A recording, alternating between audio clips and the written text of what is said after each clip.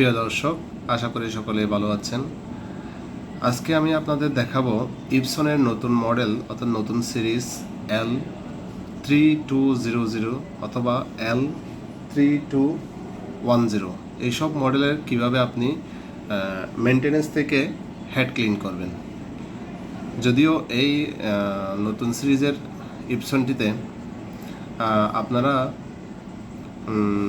Maintenance থেকে head ক্লিনটা ওইটা মেনুতে গিয়ে বা কোনো অপশনে গিয়ে পাবেন না, এটা ফিজিক্যালি দেওয়া আছে। এখন এটা কীভাবে করতে হয় ওইটা আমি আপনাদের দেখাবো। তবে আগে যেসব সিরিজের ইপসনের যেসব সিরিজের যেমন আপনার হচ্ছে L310, L130 এইসব সিরিজগুলোতে আপনার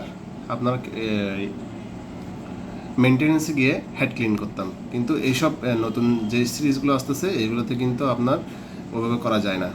তাহলে কীভাবে করতে হয় এটা আমি আপনাদের এখন দেখাবো। যদি আমার ভিডিওটি দেখে আপনার উপকৃত হন, অবশ্যই আমার চ্যানেলটি সাবস্ক্রাইব করবেন, লাইক করবেন এবং শেয়ার করবেন। পাশে থাকার জন্য ধন্যবাদ।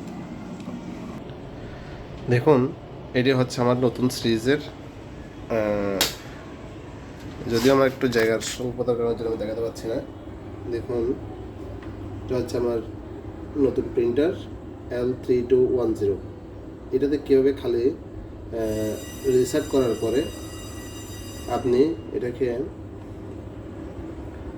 মেনটেনেন্স থেকে হেড ক্লিন করবে ওই অপশনটা দেখাচ্ছি এখন আমি। দেখেন, প্রিন্টারের গায়ের উপরে যে পাওয়ার বাটনটি আছে, এই পাওয়ার বাটনের পরে পেজের একটা বাটন দেখা যাচ্ছে, এরপর আর একটা বাটন আছে। এই যে বাটনটা আছে, এই বাটনটা জাস্ট শুধুমাত্র আপনি 5 সেকেন্ড চেপে ধরবেন। 5 সেকেন্ড চেপে ধরার পরে আপনি ছেড়ে দেবেন। ছেড়ে দিলে এটা অটোমেটিক আপনার হেড ক্লিন হয়ে যাবে। অপশানে গিয়ে আপনার হেড ক্লিন করার ওই ঝামেলাটা আর থাকতেছে না। সো এভাবে করে আপনারা হেড ক্লিনটা করে নেবেন, অবশ্যই উপকৃত হবেন।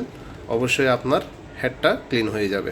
আপনার এভাবে করে থাকলে দেখেন স্ক্যানিং